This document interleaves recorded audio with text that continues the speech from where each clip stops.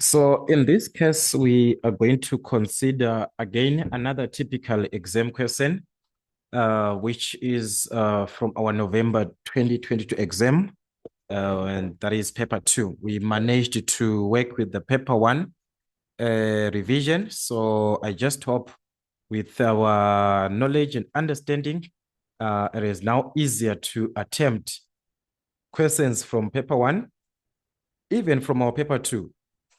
This is supposed to be also easier to work with, as we had also some other question papers based on paper 2 and the introductions of those topics in total. So we're not going to waste much of the time. Make sure you go through your instructions, the information, especially number 6, if necessary, round off answers to 2 decimal places unless otherwise stated. But make sure that you read everything as you are given these instructions. Question number 1, we are going to consider, we were given the heights of 18 grade 8 learners. So we are given the total number of grade 8 learners were recorded in centimeters. So these are the heights as shown below. Then use the data below to answer the questions that follow from the information that we are given. Now answer the questions that follow. 1.1, represent the data on a stem and leaf diagram. So we need the part that is representing the stem and the part representing the leaf. That's 1.1. All right, so I'm just gonna try with the space that we have, try to represent it here. Remember, if you are dealing with the stem and leaf diagram, it is the numbers that you are given. These numbers, we do not have like numbers in between 0 and 100. Below these numbers, we do not have. If we take these numbers according to the table, the smallest number that we can actually see is 110. That is the smallest number. So in the interval of determining the stem, we are going to start from the 110. Remember, we need multiples of 10. 100, 110. So we cannot work with the 100 to 109. Otherwise, we're supposed to start from 100 to 109. Then we move from 109 to 110, 110 up to what? Before, remember, we're talking about multiples of 10. So it's supposed to be 10, 120. So the number before 120 is your ending point, meaning to say it is 100 and what? And 19. We are supposed to move like that, 130, 140, 100. This is how you're supposed to have our numbers. Multiples of 10, 150. We have 160, 160, we can see it there. 160, 170, we do not have in those interval of 170. So this is what you're going to have. Meaning to say it's 120 up to what? A number before what? Before 130, which is 129. 130 to what? A number before 140, which is 139, the same, up to 149 from 150 to 159, a number which is before 160 and 160. It was supposed to be 170, but we don't have that. So we need the number before 170, which is what? 169. Even though we do not have this interval, but we work with that. So that is what we are going to actually work with. As we know these numbers, guys, it's going to be easier for you because you just know between these numbers, the stem is what? The 11. Here, we're going to work with the 12. We're going to work with the 13. We're going to work with the 14, the 15, the 16. That is what we simply need. So if you understand this, we don't know, it's just a direct question, guys. All right. So we need the stem, and also we are going to need the leaf. So let's consider these numbers, which is having 1, 1. From 1, 1, which is from 110 to 119, where we have 1, 1. So there we have got 1, 1, 110. That is the smaller number. It's 110. Is it the only one? That is the only one. 110. So meaning to say the remaining digit there is our leaf, which is a 0 there. So you're going to have 110. So that this is 110. All right. Then we move on to this one of 12, which is from 120 to 129, where we see a 12. So let's consider on top. There we have got a 12. All right. There we have got 12. There we have got 12. All right. There we have got a 12. Are these the only ones? So these are the only ones that we have. The smaller number is 125. So it was supposed to be 125, followed by 128, another 129. So these were the numbers that we are supposed to have. So as we have taken the 12, the 12, the 12, the 12, what is remaining? 5, 8, 9, 9. So these are the numbers that we need on the leaf. In that order, 5, 8, 9, 9. So you're supposed to take from the smaller value going up. So this is 125, 128, 129, 129. That is what it means. All right. Part of 130, which is 13, 130 to 139, where we see a 13. All right. So we need a 13. There's a 131 there, 133. Right. That is 130. We still have, there's a 130 there. There is a 139. Okay. So that's 130. Okay, these are the only numbers that we have there.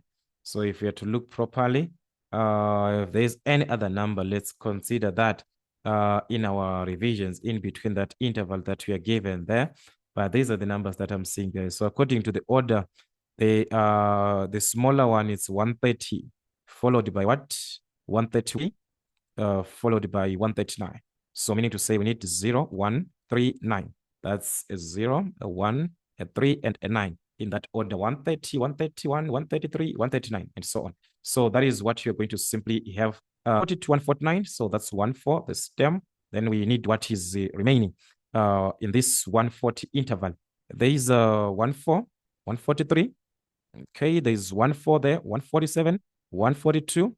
All right, those are the only numbers that we have. So this followed by 143, followed by 147. So we have got 2, 3, 7. This is the part of the leaf. 2, another one. In this interval of 150 to 159, that is 115, 15 for the stem. Then we need the leaf. So which numbers are we going to have in this case? All right, 15. There is 15 there, 152, 153, 151. Those are the only numbers that I'm seeing here. So the smaller one is 151, followed by 152, all right? Followed by 152, followed by 153. 2, 3 as part of our leaf. That's 1, 2, 3. So that's 151, 152, 153. That is what it means, just like the previous case. Then the last part, 160 to 169, that's 16. So which numbers are we going to consider with 1, 6? Well, 1, 6, that's 162 here. Another 162, 165. So those are the only one that I'm seeing. So in that order, by 162 followed by 165. So that's 2, 2, 5, 2, 2, 5, like that, representing what? The leaf. So this is what we are going to have, guys, on our stem and leaf. That is understanding your numbers, the interval. We're not going to waste much time. If you understand that, you're just going to be straightforward. Then calculate or determine on 1.2, 1.21, the median, the middle value. That's 1.21. So the median is the position. This is ungrouped information. Remember, we are dealing with ungrouped information where we are told that there are all of them.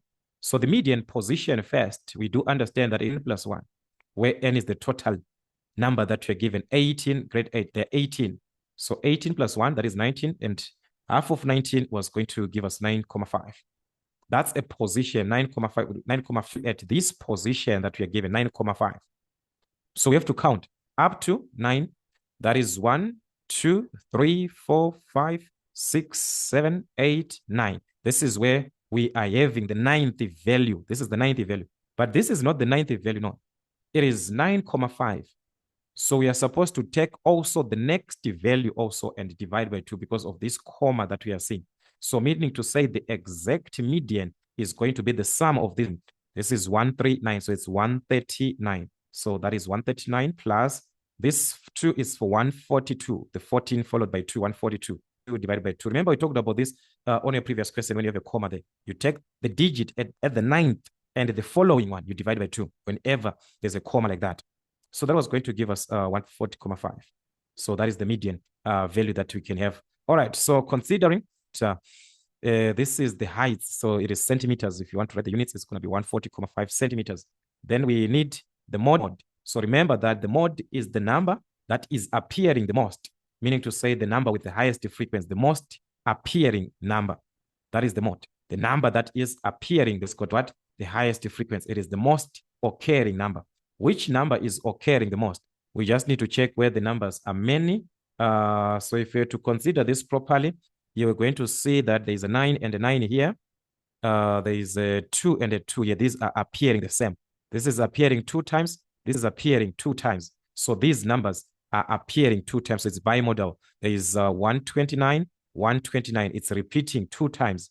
So we have got 129 as the mode, and also 162 and 160. Same, like the same value. This is 2 times. Another one is 2 times also.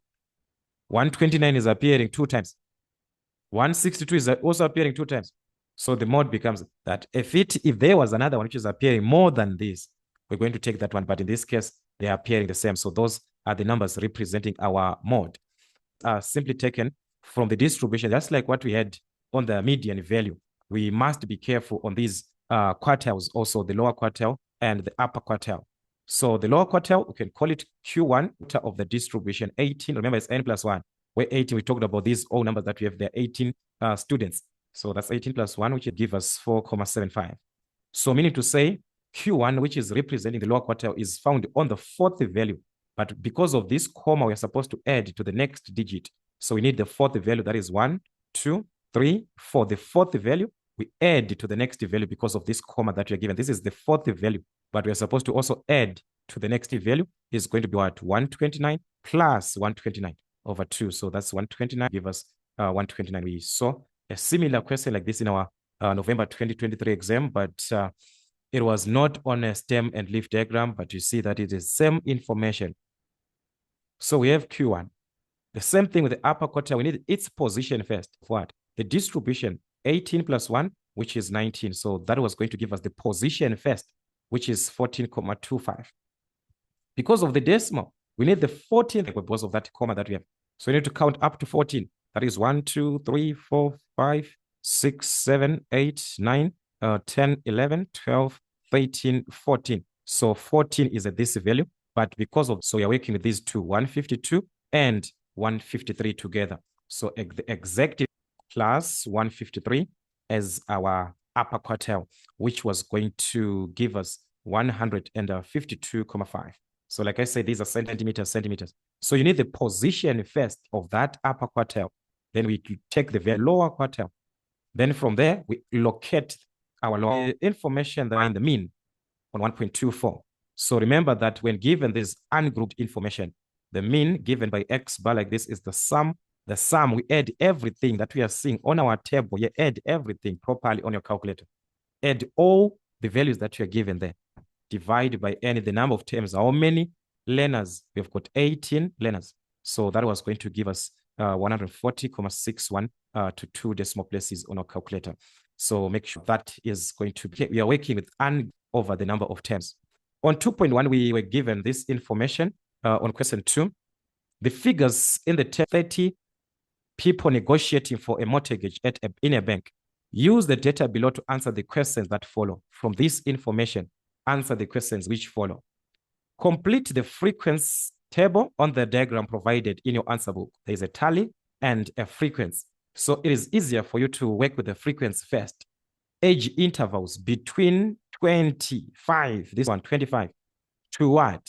X is greater than or equal. They're saying here there's an equal to here, equal to 25. But here they're saying X is less than 33, not equal to 33. No, 33 is not involved. You're talking about numbers that are less than 33, less than 33. So we do not need 33, all right? How many numbers do we have from 25? These are all numbers. So we're talking about 25 up to 32 because 33 is not needed there. X is less than 33. So let's count how many numbers do we have from 25 up to 32. All right, 29 is there, 26 is there, 31 is there, in between there. We need is also there, 32 is also there, in between there. 27 is found in between. 29 is there. We do not need 33. Take note. X is less than 33, so we do not need this. 33 is not needed. All right. But 30 is needed. 32 is needed. All right. 33, we do not need this. 31 is also needed. In between, we do have 31. How many numbers do we have? We have to count this 1, 2, 3, 4, 5. So the frequency, these numbers, they are 10. That is the easier way to count. They are 10. So as a tally now, remember a tally, if you're given 10, a tally is divided into 5, 5, 5, 5, like that, 5, 5, 5, 5. So 10, 2, 3, 4, we cross. That's a 5. We need another 5. 1, 2, 3, 4, we cross like this. That's a 5. So meaning to say we've got 5 plus 5, which is what? Which is a 10. All right, let's consider another class. X is 2, meaning to say 33 is involved. We are going to start from 33 up to what? But they're saying X is less than 41. It is less than 41. 41 is not needed. So we need a number, a whole number before 41. Which whole number do we have before 41? It is 40. So our numbers now, they are supposed to start from 33 up to 40. We are supposed to take our numbers from 33 to 40. Which numbers do we have? From 33 up to what? Up to 40. We're supposed to count these numbers. All right. So 33, this time is needed. 33 is needed up to 40, remember? So 33 is also needed up to 40. 40 is needed. 39 is also in between. 36 is also in between. 38 is in between. 34 is in between. 35 is also there. 38 is also there. These numbers, they are in between also. There's another 38 here. All right, let's hope I took all the numbers that are in between. So these are the numbers that are in between from 33 up to 40. How many numbers do we have? 6, 7, 8, 9, 10, 11, 12, 13. So these numbers, they are 13. Frequency is 13. So now we have to consider our tally. Remember, in the 5s, 5, 10. So the 3 on its own. So the 5, 1, 2, 3, 4. That's a 5. 1, 2, 3, 4. That's a 5. Then you're going 3 is on its own. 5, 10, 13. Okay. Let's consider another class that we are given from this distribution. 41, X is greater than or equal to. There's an equal to there. So 41 is involved. But less than 49. So 49 is not needed. We need a value less than that 49. A whole number, which is what? 48. So from 41 to 48. These are the numbers that we need. 41 to 40 in that interval. 42 is there in this interval. 45 is there in this interval. 44 is also there.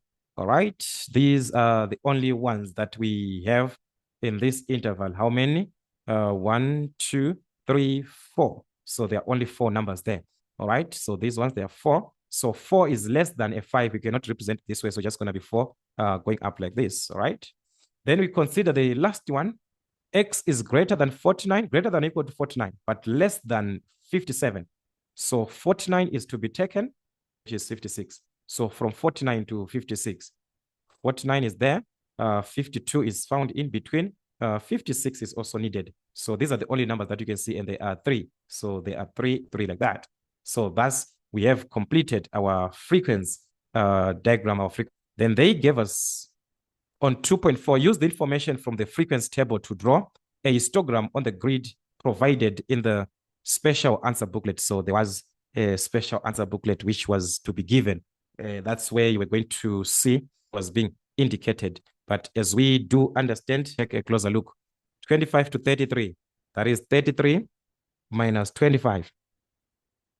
If you want to see the difference that is in between, you subtract there. 33 minus 25. 41 minus 33. 49 minus 41. 57 minus 40. All this, you're going to see that there's a difference of 8, a difference of 8, a difference of 8, a difference of 8. So when it is like that, I said, when you are representing a histogram, in that case, you are representing a histogram. Just indicate direct the values, that there's no need for you to like present something that is much special. It is just the frequency that you're going to have versus the age intervals.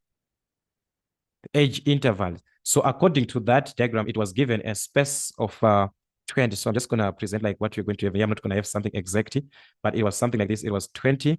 The space was 20, 30, 40. 50, 60. So this was the spacing that was given.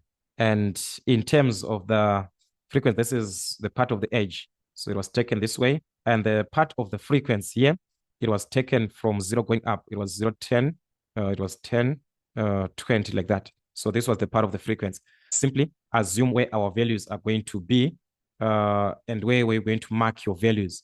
So the first class, it is 25 to 33. So 25 definitely will be in between 20 and what? And 30. You have to count 5 boxes, 20, 21, 22, in between. It is 25 to 33, in between. Up to what? Up to 10. So this bar is going to correspond direct to 10, up to 33, maybe somewhere there. So this value here is going to be direct at what? At 25. This one at what? At 33. This one corresponds what? To 10. Then the next one, 33 to 41. So 41 approximately somewhere here versus 13. So 13 going up. So this bar was going to be like this. Just one box up. After what? After 40. 41 to 49. That's 49 maybe approximately somewhere there. Versus 4. So 4, we can just say approximately somewhere like this. Then 41, the 49, which is here. Remember, this is 49 to 57. So 57 just below 60. And it's under 3. So 3 is less than 4. It's just going to be somewhere approximately like this at 57. So you're supposed to draw the exact thing. But in this case, I'm just going to show. Then considering another part, it was to draw the frequency polygon. Also on the same grid, we need a frequency polygon in order for you to end up with a frequency polygon. Remember, you need the class centers or the class midpoints, the mid values, the midpoints. So you're going to ask yourself, what is the midpoint from these values that you are given? From 25 to 33. So it was going to be 25 plus what? Plus 33. Everything over what? Over 2. You have got, you need it as a point, 29 versus the frequency, which is 10. So the point that you're going to mark is 29 versus you mark it as a point to say it. So you're working with what? The mid values, the midpoints. 33 to 41, you add 33 plus 41 to say this is 37 versus what? Versus 13. 37 maybe somewhere here versus 13, you mark a point. In between 41 and 50, you do the same. You add 41 plus, between 41 and 49. You add 41 plus 49 divided by 2. That was going to give you 45. So it's 45 versus what? Between 49 and 57, you do the same thing. That was going to give us 53. So it was going to be 53, maybe somewhere here versus what? Versus a 3. So as we can see, our polygon is not giving us a closed shape by joining the points that we are given. It is not giving us closed points. It is not giving us a closed shape. I mean, so what can we do that this? You are referring to a polygon. Remember, a polygon, that's a closed figure. So this is what you're going to simply do. Remember, when we cross-checked before, we saw that there's a difference of 8 in between. Through these numbers, there's a difference of what? Of 8. So we can actually tell the class that was before this 25 if we just subtract 8 from this 25. So 25 minus 8. Before this class, there was a class that we could have written as 17, considering x, to say x is greater than or equal to 17, but less than what? 25. The number that we see here is the one that we are also going to see. There's a class before that. So we are going to assume that there's a class like that before by just subtract the same, because in between this class, they have a difference of 8. So we have to manage that difference of 8. Going backwards, we subtract 8. So what will be the class center of this class that is between 17 and 25? 5 divided by 2, just like what we're doing all these numbers. You have the midpoint now. So that was going to give us 21.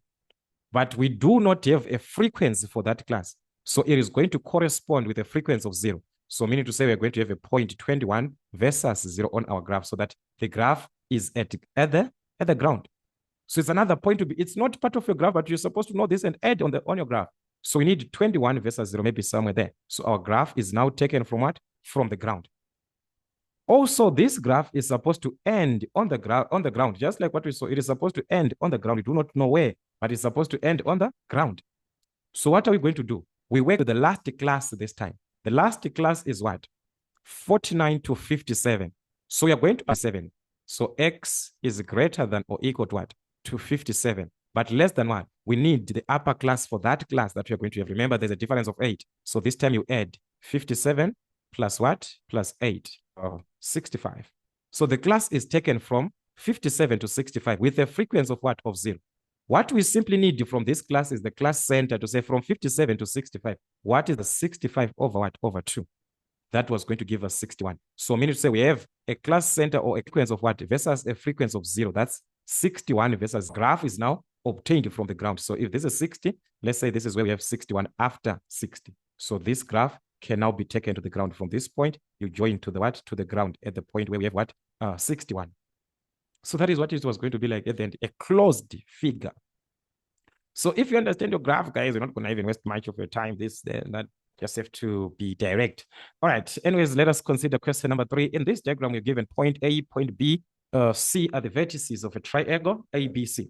So these are the vertices that we are told that the point D, that's why we are given these two being equal, BD being equal to DC. All right. So that is what we had, guys, from our Cartesian plane. Remember, this is the origin at 0 there. So that is what we had.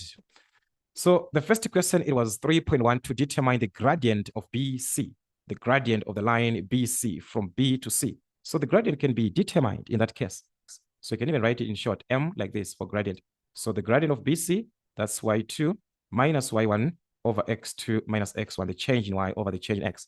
So if this is B, we're just going to call this B x1, y1, then it's going to be y2, that is 6 minus y1, which is 2, over x2, which is, according to my points, that's 4, minus x1, which is minus 8. So there you can take it the other way, over what? Minus 8 minus 4. Still, it's the same thing. You're still going to have the same answer there.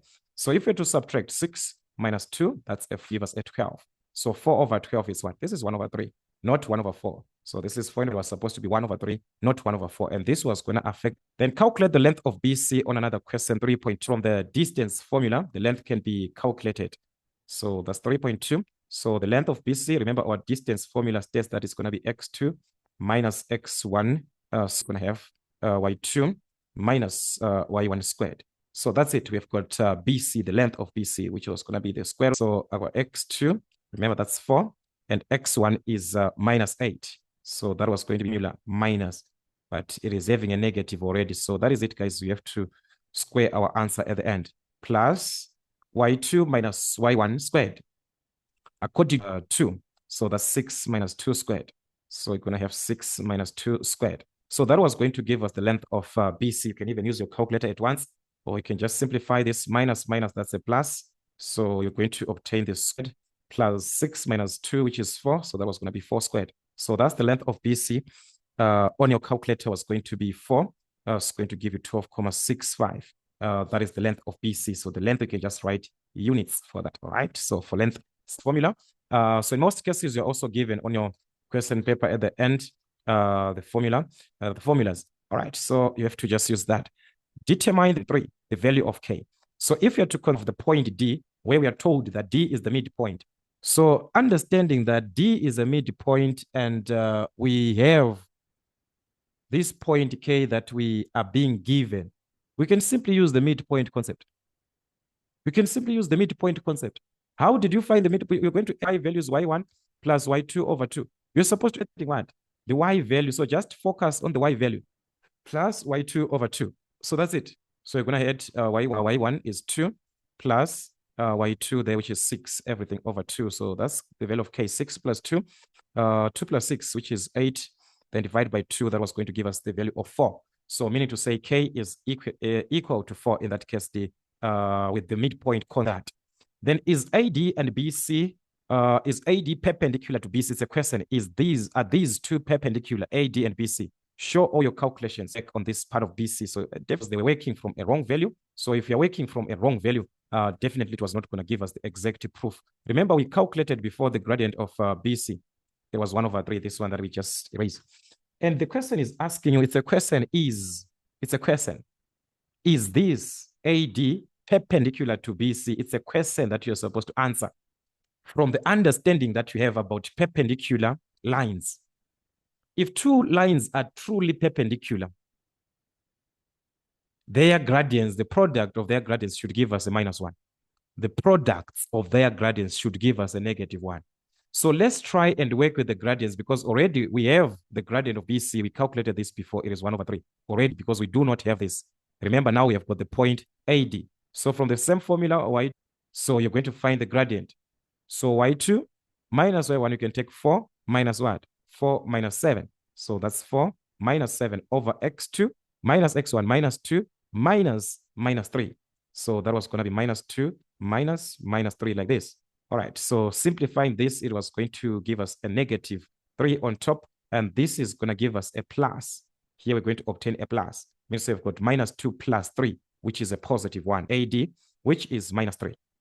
So let's multiply these two, because I talked about the gradient, the product. Let's multiply their gradients. The gradient of the line BC times the calculated this, it was 1 over 3, times the gradient of AD. What is the gradient of AD? That is a minus 3.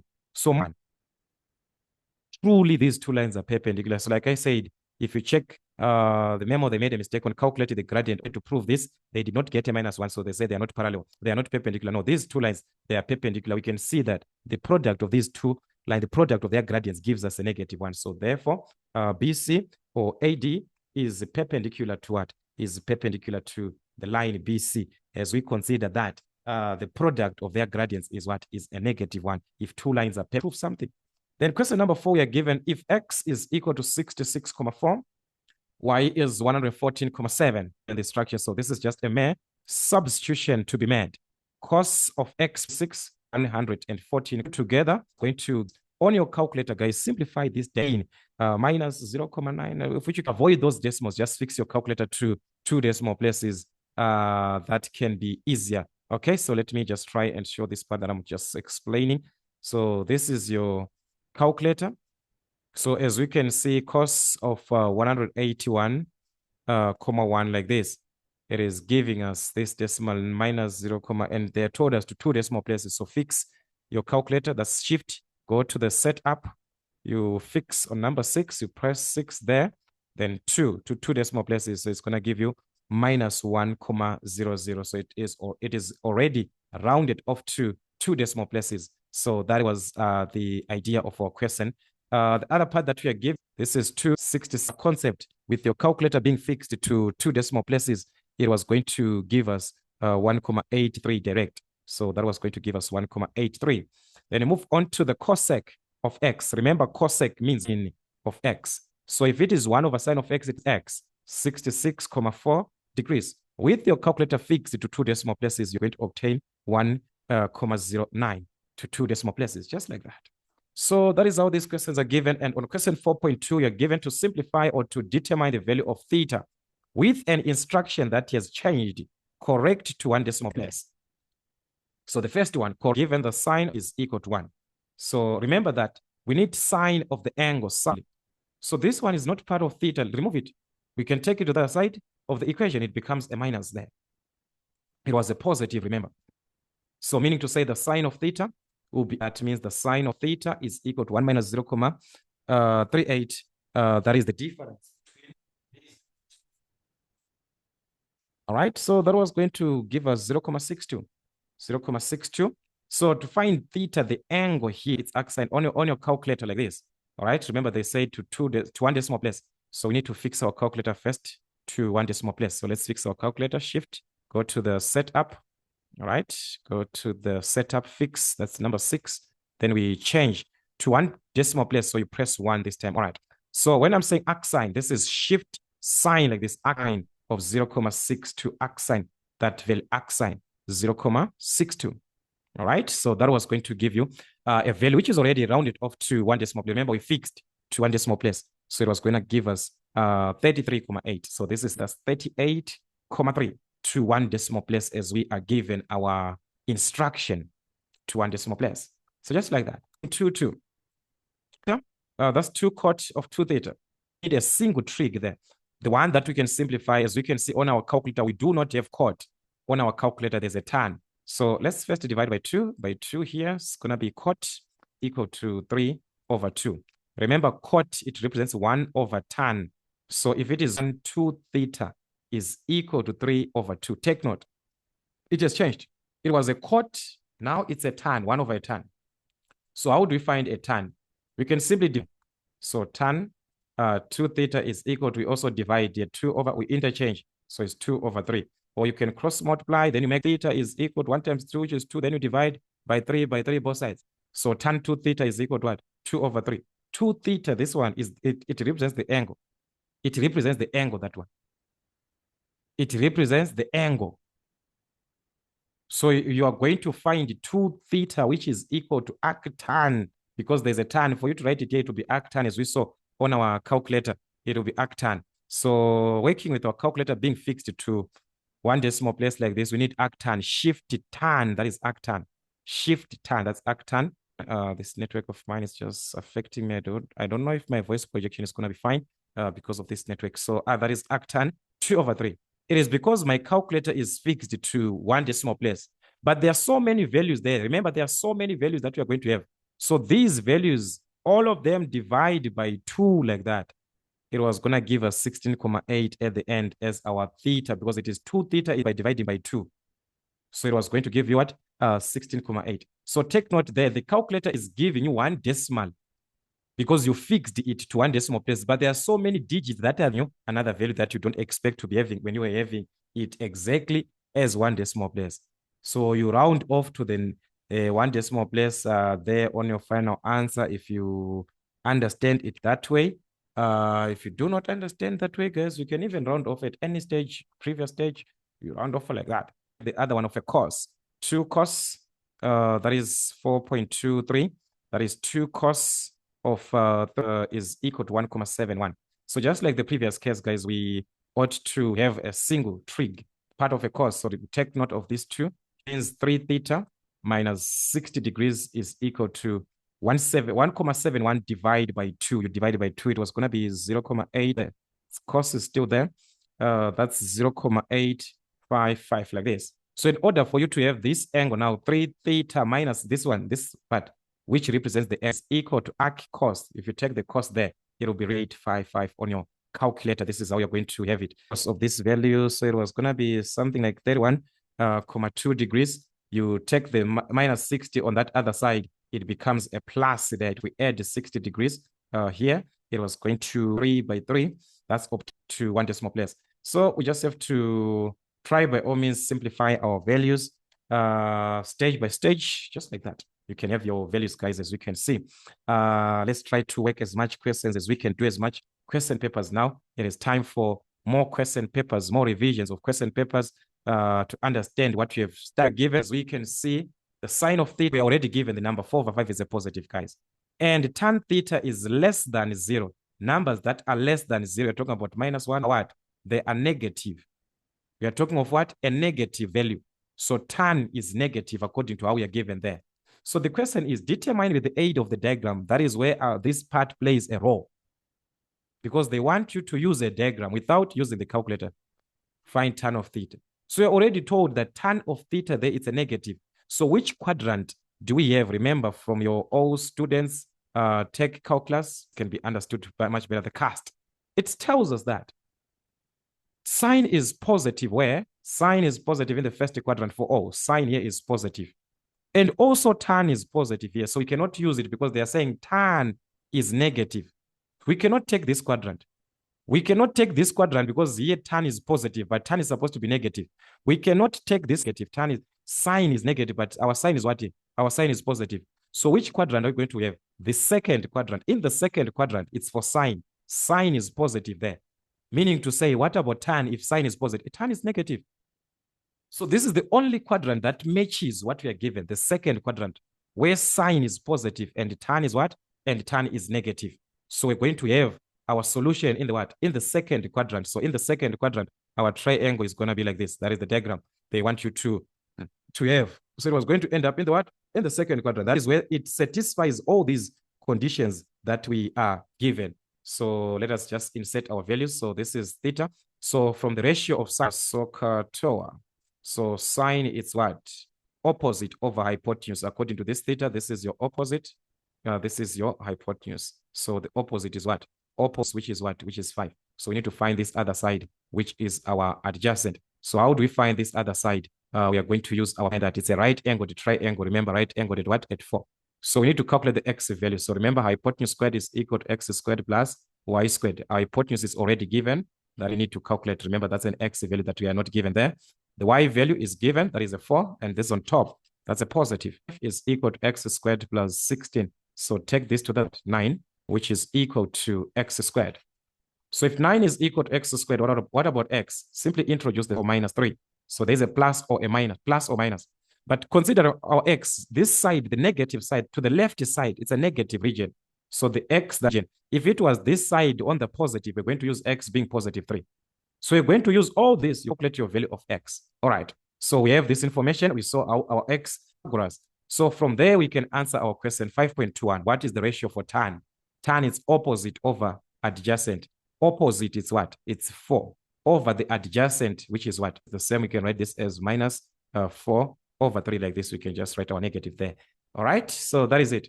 Then another question is 5.1, 5.12. So that is what we need here on 5.12.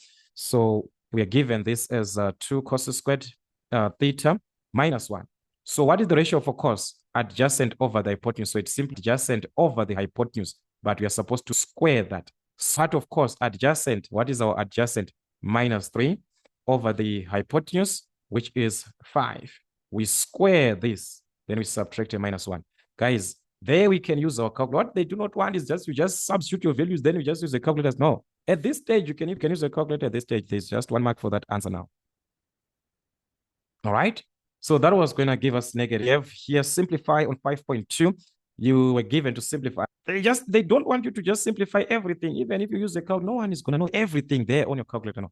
But if you simplify stage by stage, no one is going to know that you have used a calculator there. Cos 0 plus what? Sine means sine 60 degrees squared. So it is a sine 60 degrees, everything like this, 2 times the sec of 45. Sec 45 means what?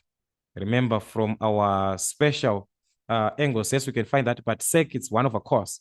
Or if you don't want to use 1 over cos, you can simply work with the opposite trigonometrical ratio for that. Or you can simply use as what? As 1 over the cos. Sec 1 over cos. So this is 1 over cos 45 degrees. So like I said, at this stage, guys, one is going to know that we have used special angles. So calculate cos is 0 there. That's a 1 plus the sine of 60. We know that that's the square root of 3 over 2. This could not be as it is like this from your special angles. Even your calculator, it gives it like that times 1 over cos 45, which is square root of 2 over 2. That is what you can have. So you can even use your calculator, simple 1.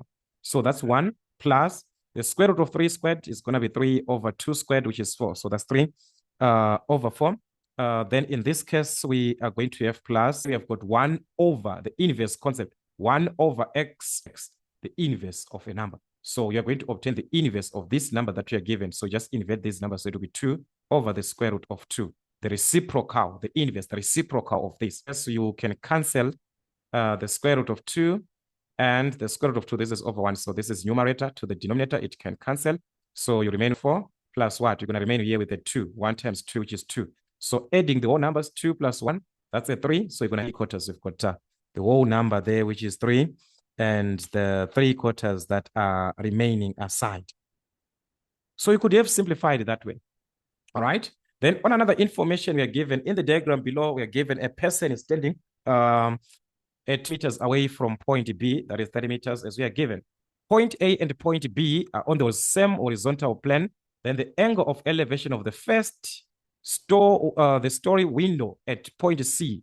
All right. So we are going to look here at an angle of 15 degrees, the angle of elevation, that is the first window that we have, and 1 degrees, which is at what? At point D, which is another window D, which is at what? 21 degrees. So the question was this, from this whole information, 2 windows, guys, that we are given, C and D.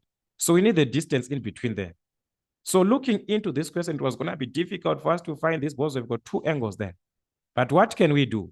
We can simply calculate the wall of this line BD, because BD, this one, is a right angle triangle.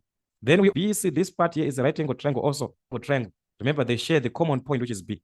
So by knowing these 2 lengths, the length of D to B or BD and the length of BC, we can calculate the distance between the 2 windows, which is the distance what? CD. Because CD, it is going to be the difference between these 2, the bigger one, which is from B to C.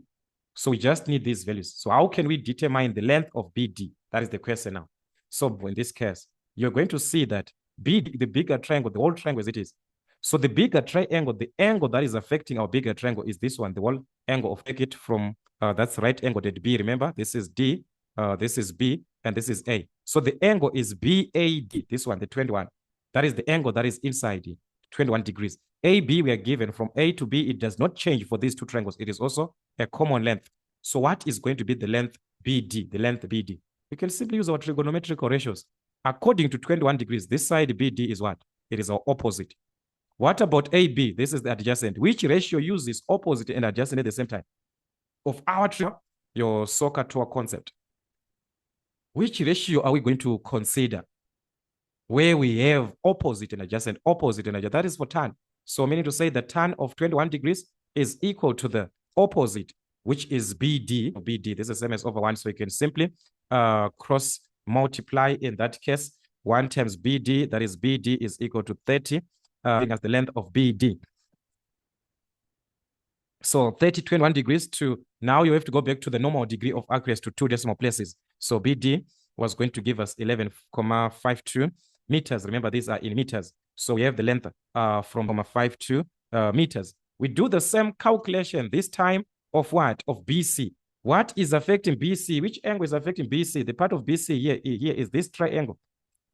We are working with triangle ABC this time. So remember, it is still right angled at B. So that is from point A to point B to point C. AB is not going to change. AB is going to remain as it is, as 30 as it is not going to change. The only thing that is changed is the A, because you're considering from B to A to C, like this. This is the angle that you need, which is according to 15 degrees. Remember, I want to calculate BC. What is this adjacent? Again, tan, same degrees, is equal to the opposite over the adjacent opposite, which is our BC, but which is 30. So calculate your BC from there. So that's a normal equation that we can simply do. Cross multiply. C is equal to 30, multiplies tan 15. So that's 30 tan 15 degrees. So that 0.04 in meters to 2 decimal places. So we have the length of BC 8,04 meters. What about the length of CD, the distance between the two windows that is remaining? All of BD, the whole of BD 11,52 minus what? BC. What is our BC? It gives us the length of CD, and that was going to be 3,48 like this in what? In meters, as we are given all these other dimensions that are in meters. So in exam, be very careful how questions are given and how also are you going to attempt those typical questions that you'll be given in answering your questions there. Be very careful. So to consider another question, let's see what we are also having on another part.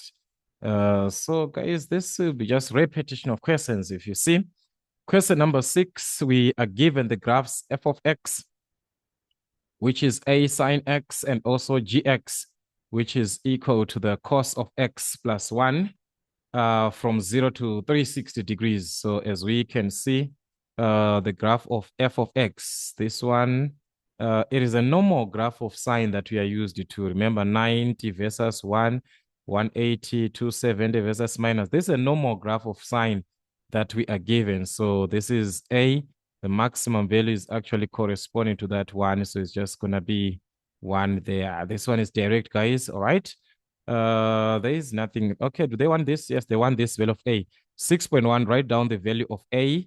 So A there was just going to be a 1. So you can even work it from the amplitude maximum minus minimum. Then you divide by 2, and it is the shape, the original shape of a sine wave. So there it was a direct question, guys. 6.2, the range of G. Remember, range, these are the Y values that we are talking about. There we are talking of the Y values that are affecting the graph of G. The graph of G is taken from where to where in terms of the Y values. This is the graph of G, as we can see. It is limited to the minimum value where Y is equal to 0 there. Y is equal to 0. As it is going up, it is limited up to 2. To 2, it goes down. So it is limited from 0 up to what? Up to 2. These are the Y values that we are talking about. So Y is greater than or equal to 0, but less than or equal to 2, from 0 to 2. That is the condition of the Y values. Then the amplitude of G, considering that consideration that I was talking about, maximum and minimum value, You can work it there. The maximum value, remember, is 2. The minimum value at what? At 0 there. This is the values of y there, 0 at 2. So you can obtain the amplitude from there.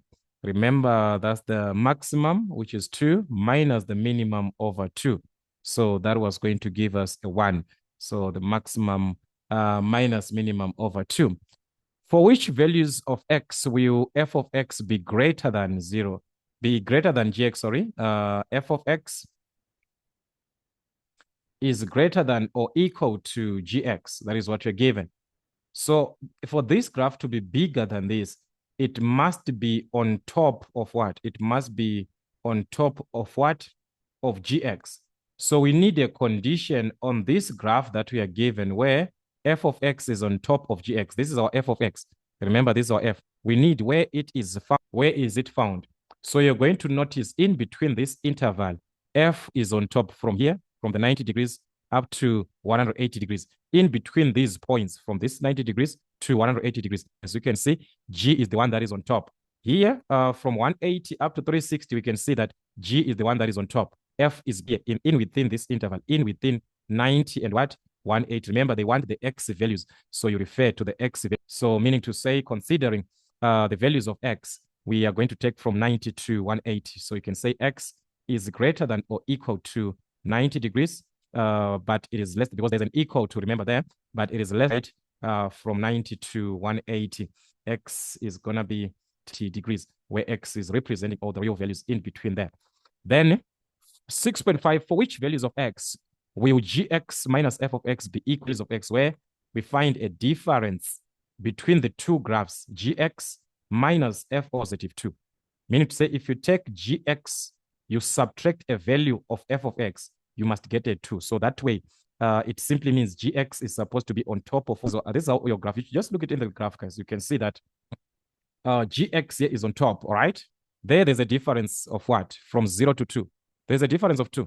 2 minus 0, that's, remember they're saying, if you take a value from g, you subtract what is of f. G minus f must be 2.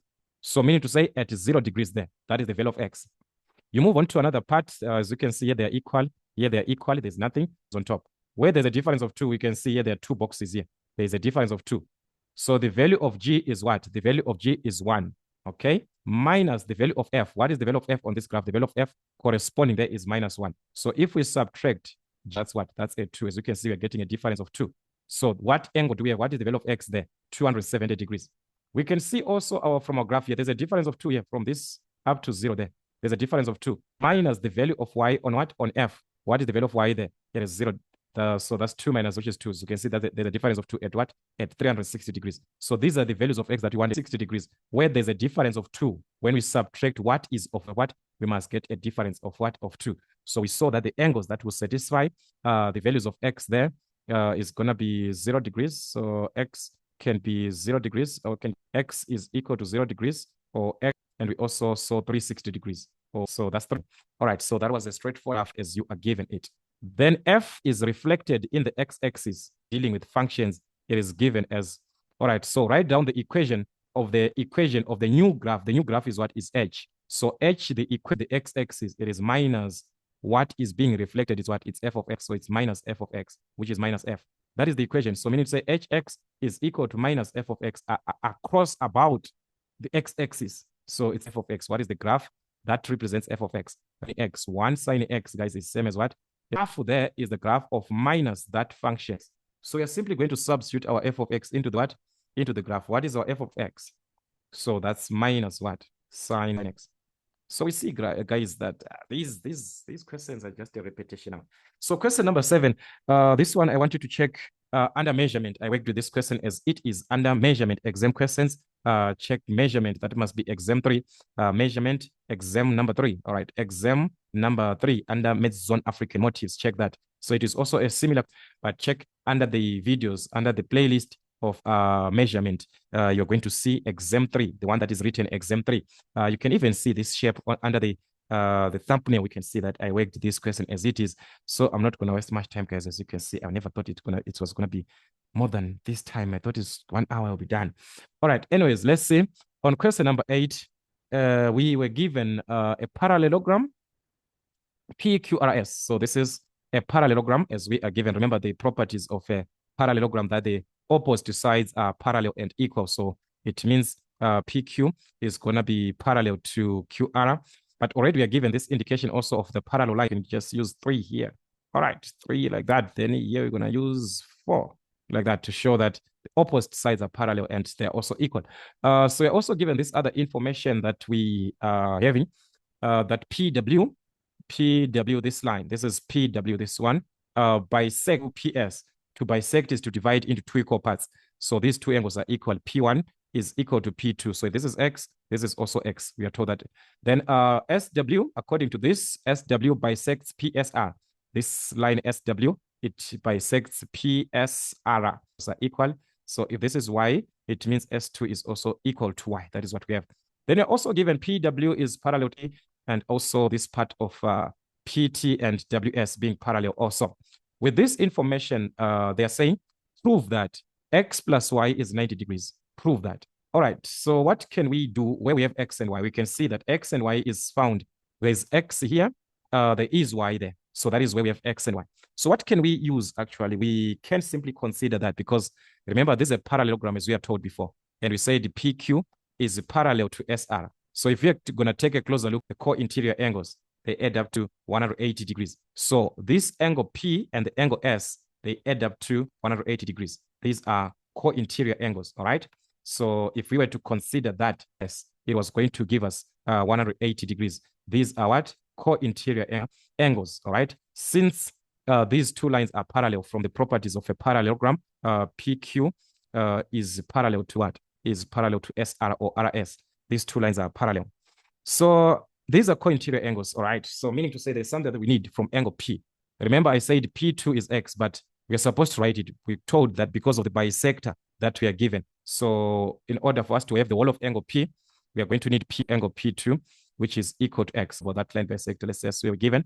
Also S1 and S2, we saw that they're equal. X equal to Y, we are also given from the line bisector concept.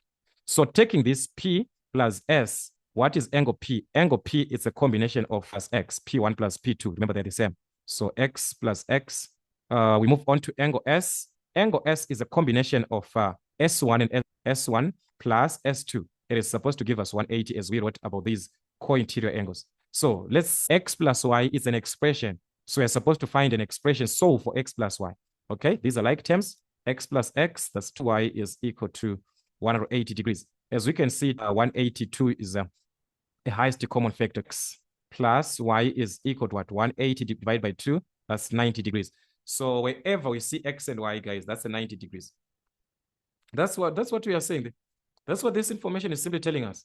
X plus Y is 90 degrees, meaning to say, where we have this X and this Y here, it is equal to 90 degrees. We have proved that. We simply needed these 2 angles, co-interior angles. But what is angle P2? P2 is equal to P1 from the line bisector. What about the divides the line into 2 equal parts? 8.2, prove that PWST is a rectangle. All right, already we are told about this PWST. That is this one, to T like this. They're saying prove that this one is a rectangle. Remember already they told us this part of the parallel lines, this and that. They already gave us the issue of the parallel lines. So we can say it is a parallelogram so far. It is a parallelogram. Because we're told, guys, this is a parallel. So from there, the they said PWST. On its own, like as you can see it right now, we can say it is what? It is a rectangle. It is a parallelogram. For now, we can say it is a parallelogram. Is a parallelogram. Why are we saying this is a parallelogram? Because both pairs of those 2 sides, I'm just going to write in short, are parallel. Both pairs, they are parallel. So if we can see these 2 sides are parallel, and these 2 opposites are also parallel from our PWST. If truly it is a parallelogram, how do you define? Okay, guys, let's go back to the definition of a rectangle. A rectangle with an interior angle, the interior angles are supposed to be what? 90 degrees. So the first thing for us to say it is a rectangle, it is because we saw that is a parallelogram, but it is not enough. We have to prove that any one of these angles inside is 90 degrees. Either this is 90 degrees, either this is 90 degrees, either this is 90 degrees, either this is 90 degrees. We are supposed to prove any one of these angles. So which one can we prove? That is the question. Which one is easier for us to prove that it's a 90 degrees? Is it angle T Is it the whole of angle S there? This one? Is it the whole of P? This one that is inside the, no. So we are going to see that. Remember, we proved that X plus Y gives us what? 90 degrees. We do not know the value of X, whether it's a 20 or what, but we know that when we add these two, it is what? It is 90 degrees. So meaning to say, if we consider angle P2, and the angle S, say it is equal to 90 degrees. We can use from the X plus Y that we are given. We can say it is what? 90 degrees. So if angle P2 and angle S1 combined, they give us a 90 degrees, which is already given from this angle W. What can we say about angle W? Concept of 180 degrees minus the sum of these P1. And remember that X plus Y represents 90 degrees. The reason for us subtracting like this is because of interior angles of what? Of a triangle. Remember, there is 90 degrees, this one. We can say that W1 is 90 degrees, that it is 90 degrees. So we saw that W1 is an interior angle of what? Of 90 degrees. Remember, a rectangle by definition. So therefore, it is what? Is a rectangle. What is the reason? Parallelogram first. So angle of, no way. It's a square. You move on to the sides. The sides must be equal, all of them. But for a rectangle, remember, a square, it's a rectangle with what? Equal sides. So by default, a parallelogram, it's a branch name which covers what? Which also covers a square, rectangle. They're inside the parallelogram. So by knowing that it's a parallelogram in the first place, we have to put like this. It's enough on this. Number 9, we a parallelogram with AD. BA is parallel to the theorem that states that the opposite sides of a sides, these ones, they are parallel, and also if they're equal, they want us to prove that these two sides are equal. They want us to prove that these two sides are equal. How can we prove that two sides are equal? Sides to be equal, figure out congruent figures. Remember from grade 9 mathematics that if two figures are congruent, corresponding side, the ratio of the corresponding sides will be just equal. Let's say we've got ADF. I'm just using EMN. It follows that the side AD is equal to EM from congruent figures equal these sides MN. It follows that from A to F, from E to N. So corresponding, the issue of congruent figures is the best way for us to take the sides, because we're talking about just like that. How can we figure out congruent figures? Okay, the first part we in one triangle, this triangle, this one, this triangle, this. The other part that we need to prove, the DC and the BC is found. We need to prove that these two triangles are congruent. Remember, for the congruent, we just need to focus on the case of congruency. So let's say this is triangle 1 and this is triangle 2. From triangle 1, do we have anything that we can say it is equal? Okay, let's figure out. Triangle 1, we can see that angle D, this lines, we can see that we are forming a Z like this. We are forming a Z. That's a Z angles. So we can see that angle D1 is equal to angle B2. From the first triangle, it's angle D1. It's angle B2. Okay, let's move on. Is there anything else? What about B1? Because all right, so this is because alternate angles. Alternate angles, since we saw that AD is equal to BC. We move on to another one. B1, let's look. So B1 and what? And D2. We are forming a Z there. On this B1 and this D2. Look, that's a Z. Alternate angles.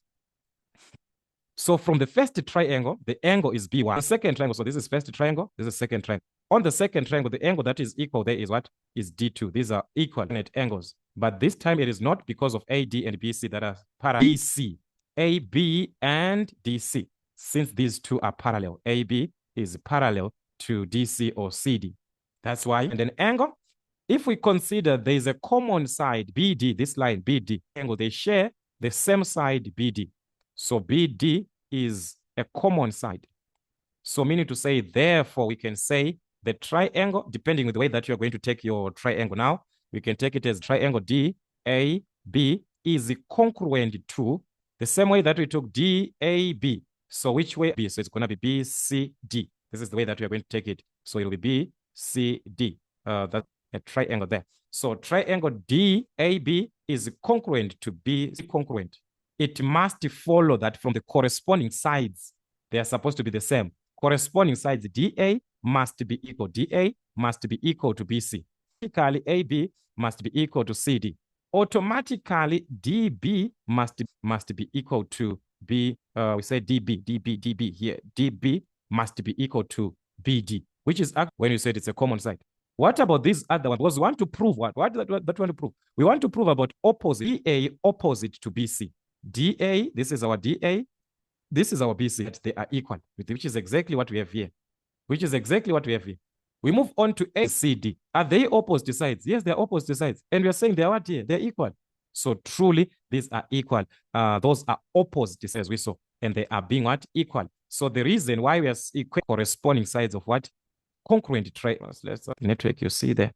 All right. So it's gonna affect, like I said, these softwares, guys, and this and that. So as you can see, guys, this is what we have sometimes because of this network and so forth. So we shall see, find time to work out what is remaining, the other part of the section that is remaining with our time, so that we can see on a separate class. I'm just going to try and do it on a separate class, which is the question 10. That was the remaining part of our question, which is also part of the Euclidean geometry. So like I said, I'm going to work on that on a separate class. Make sure that you watch out for that video. But for any other questions, guys, the comment section is there to utilize, to work with, so that we can communicate where there are areas to be done, to be revised, as this is a season of revision. It's time of revision. So you must be equipped with topics, introductions, equipped with the basics before attempting question papers. So as you're attempting question papers, we can see challenges.